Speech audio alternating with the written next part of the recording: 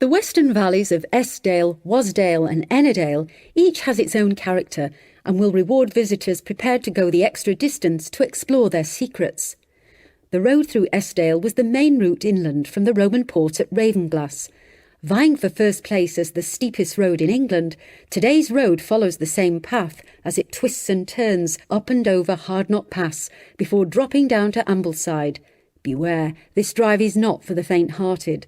Near the top of the pass is Hardknot Fort, the best preserved Roman fort in the area, and the views back down Eskdale to the sea are well worth the climb. Another way to enjoy Eskdale is to take the narrow gauge railway from Ravenglass to the end of the line at Boot.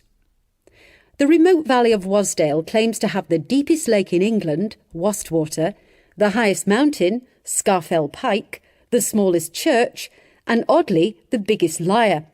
In the late 1800s, Will Ritson, the landlord of the local inn, developed the habit of deliberately teasing his towny guests with exaggerated tales of rural life, including giant turnips, lost walkers and wild beasts.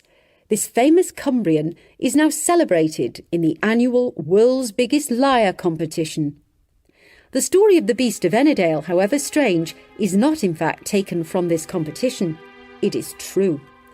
In 1810, the valley of Ennerdale was terrorised by a mysterious beast that would kill several sheep in a single night. Sightings reported a large, dark-haired animal with a smooth, striped coat, but there was no agreement as to whether this was a dog or some sort of wild cat.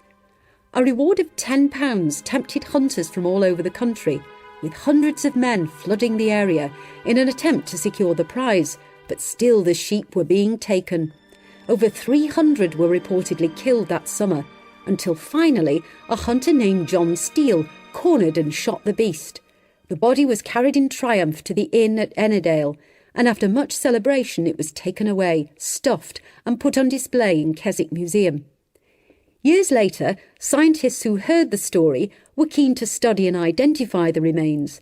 Unfortunately, the curator of the museum had become fed up with a persistent unpleasant smell coming from the stuffed animal and had thrown it out. So we'll never know for sure what sort of beast it was that wreaked such havoc for so long.